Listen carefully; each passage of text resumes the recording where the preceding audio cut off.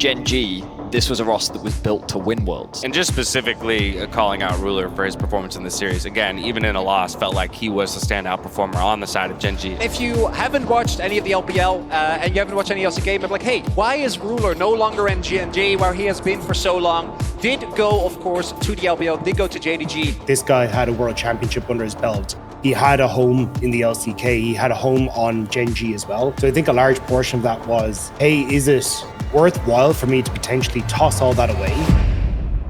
And Ruler is looking to stamp his authority on this league. Give him the penta kill for Ruler, and On says welcome as the pentakill goes to Ruler. That's cleansed out. The flash comes on through as well as Ruler is actually going to die for this one, but Charlotte out there to body block. It doesn't matter. The damage is insane. This is a 2v4. Ruler is on another level as he burns through that bounce throw going down. Jumps over the wall for the triple. Nobody has touched him just yet, but LP has red white. This is the moment to step up. And Ruler is just playing godlike. But talking about MSI as a whole, I think it's fair to say that JDG is one, if not the favorite to take it all. JDG, of course, coming in with a lot of confidence, knowing we know you like the back of our hand. But BLG saying, okay, well, we trained against you a lot, and this is the moment that we can prove that we can take you down. 369, giving his life, diving into trying to keep the rest of the team ready. But the charm is massive, the parry is huge, the shutdown is there. Yagao looking for a bit of revenge in the mid lane. In the midst of the entire team, huge shutdown coming in, and it's Ruler taking over the fight. And I think that's what people always appreciated about Ruler, is this kill switch. BLG ready over the wall, Elf, huge damage, not quite, as it's only connecting on a few, missing there to body block. The Gale Force, and Ruler just does not quit! This man refuses to lose!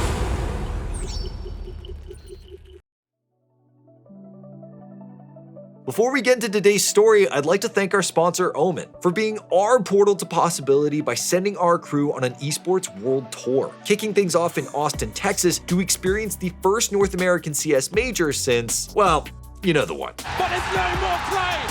Stewie's won the round.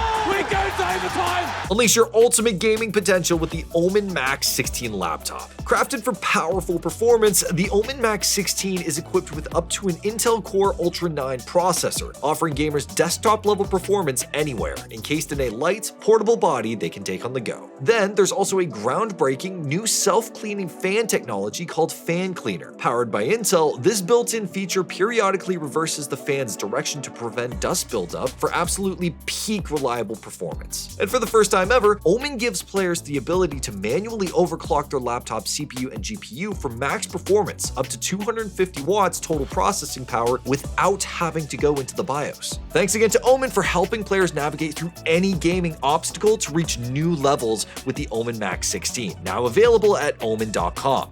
And now, let's get back to our story. Old legends never fade. They simply need one moment of decisive brilliance to remind us who they truly are when the chips are down. Back in 2017, Ruler etched his name into history when he and Samsung Galaxy toppled the SKT dynasty. The upset is complete as the kills come through. The SKT dynasty is over. All hail the new kings, Samsung Galaxy, your 2017 world champions. But in the years that followed, Ruler struggled to reach the same heights. In 2018, he and Gen.G were the defending world champions, but they were humiliated on home soil, exiting Worlds' last place in their group. And his struggles extended past just Worlds. Ruler was considered one of the best ADCs on the planet, but despite that, he didn't lift his first LCK title until 2022. Ruler about to pick up his first LCK trophy. Getting 3-0. Getting a world trophy so many years ago. Zeus is desperately trying to hold on. He does go golden himself, but look at these Nexus turrets, and for the first time, Gen.G will crack a third Nexus. And Ruler finally gets his domestic title. Ruler finally had the domestic trophy he always wanted. He'd established himself as one of the greats, and his name had become synonymous with Gen.G. But over in China, JDG were looking to build a super team. They added Knight from Top Esports, which was already a massive signing, but the bigger news was that Ruler, one of the greatest ADCs of all time, was leaving Gen.G and moving to the LPL. Yeah, I think Ruler coming across the LPL was definitely a bit of a risk. Like, you look at him in the LCK and he's just come off the back of winning the LCK title and then gets to semi-finals in Worlds 2022 but can't really push it across the line.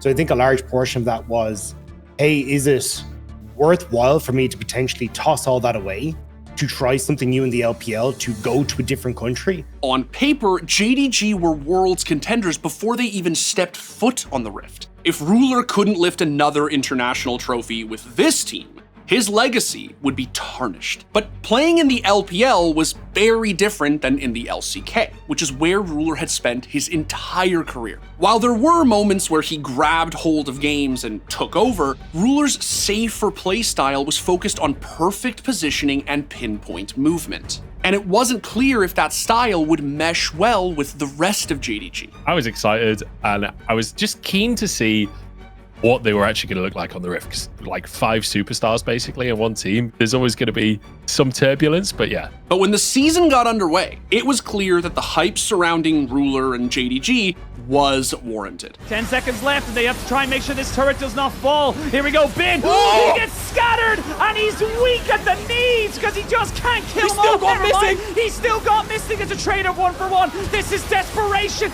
but Yagao is dead. Ruler with the triple. Ruler looking for the quadra, and Ruler is looking to stamp his authority on this league. Give him the quadra kill for Ruler, and On says welcome as the pentakill goes to Ruler. That's cleansed out. The flash comes on through as well as Ruler is actually going to die for this one. But Charlotte out there to body block. It doesn't matter. The damage is insane. This is a 2v4. Ruler is on another level as he burns through that bounce throw going down. Jumps over the wall for the triple. And here's Kanavi to finish the play. Ruler is insane. They're committing to this one. 2K on the Baron Sonic Wave is in, and Kanavi just robs it away from them. Knight is over the wall looking for that miracle play. There it is. The fear across the team. The solo laners just take them apart. JDG with a masterclass of how to play the map, how to win a team fight, how to dominate. They dominated BLG in spring finals, which meant that they were heading into MSI as China's #1 seed and one of the tournament favorites. This was finally Ruler's first chance to lift the one trophy that had eluded him his entire career. And he wasn't going to let the opportunity go to waste. Knight almost has enough damage to take Gori out of the picture, and he gets the kill. Now Kanavi's trying to buy enough time for the rest of JDG to kill off Stixay. Ruler's got a killing spree. River's got a ticket into the dirt, and it's a double kill back over to Zeri. JDG has had enough, and they will ace the Golden Guardian. The team fighting is unmatched from JDG. JDG dominated Golden Guardians in the opening round of the bracket stage, but everyone expected that outcome. The real test was their rematch against BLG. BLG instantly follow up the Herald in their eyes, but it's already been smited away. You're trying to keep the fight going, but keep your eyes on Ruler. Yafelia so damn strong, he's got the backup. They're just walking into him. What's the rule, BLG? I think it's green, white, don't fight. But they're going to try to make it work anyway. Knight over the backside, huge damage. Ruler coming in. It's massive. My God, a disgusting fight. Will he go over the wall? Will he follow? It's been back and forth thus far, but now JDG can look to take over. They're marked.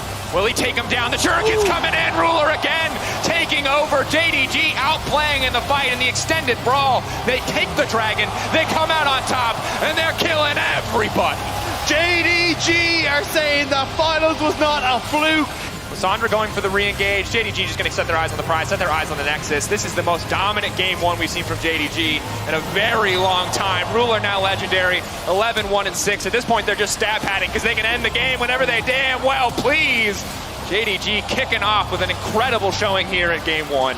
Game 1 was a stomp. BLG didn't stand a chance with Ruler and Knight dominating them. But in Game 2, BLG started fighting back, winning early skirmishes and taking objectives. With tower after tower falling, JDG was slowly losing control. Double TP's coming in mid, and then they got one on the flank missing now, needing to retreat. Ruler, where's he going to go? Kanavi fishing for the disengage, but it's been on the back line already. They need to get away from this Fiora. The parry now coming out, but Ruler has made it out. The Grand Challenge to no effect as of yet. The Renekton right into the back line, forcing out so many ultimates. Big damage from the Aphelios, big response from BLG. JDG have to retreat. 369 giving his life, diving in to try to keep the rest of the team ready. But the charm is massive. The parry is huge. The shutdown is there. Yagao looking for a bit of revenge in the mid lane as he finds the triple kill, and BLG will take the fight. Off the back of that team fight, BLG secured Baron, putting JDG on the back foot for the first time in the series. But with Ruler on Jinx, JDG knew that they weren't out of the game just yet. If they could delay BLG long enough, Ruler could become the late game hyper carry that they needed to make the comeback. Eventually, JDG saw an opportunity to rush Baron and force BLG into another team fight where Ruler managed to clean things up and bring his team back into the game. But he wasn't done there. Ruler wanted to truly leave his mark on this series and remind everyone why it is that League of Legends fans call him one of the greatest ADCs of all time. Losing a lot of health though, JG, have to be careful. Kanavi potentially caught out, but not too concerned quite yet. Queuing back, Arcane Smash certainly a good start. Jinx ult now coming out, Grand Challenge off to the side, a lot of damage going down. Ben trying to take out Kanavi. Kanavi finding a little bit of CC, he's running for his life. It's a split fight, BLG ready over the wall. Elk, huge damage, not quite, as it's only connecting on a few, missing there to body block. The Gale Force, and Ruler just does not quit! This man refuses to lose! Elk, not enough, it's a triple kill! Ruler taking over again in the fight. In what seemed like the blink of an eye, Ruler called an end to Game 2 by shredding through BLG and destroying their Nexus. It was like he snapped his fingers and the game was over. Ruler saw a chance to prove to everyone that he still had what it took to carry his team on the international stage. He saw a chance to further cement himself as one of the greats, and he took it. But to understand just how impressive this play was, let's rewind a bit. To start things off, we should note that Ruler had both his summoner spells available to him at the start of the fight. So even with Bin pressuring from the jungle with 4 tanky teammates by his side, Ruler was always confident in this fight. On tried to engage onto 369 with a headbutt, but was stopped by Kanavi's Maokai. And while they started fighting with Bin and Shun, Ruler landed a Jinx auto onto Alistar before following it up with a super mega death rocket, forcing on to pop his ult. Yeah, I think the most impressive part of this clip is that it's Knight on half HP and Ruler holding off 3 members of BLG. Like, Elk is trying to step forward,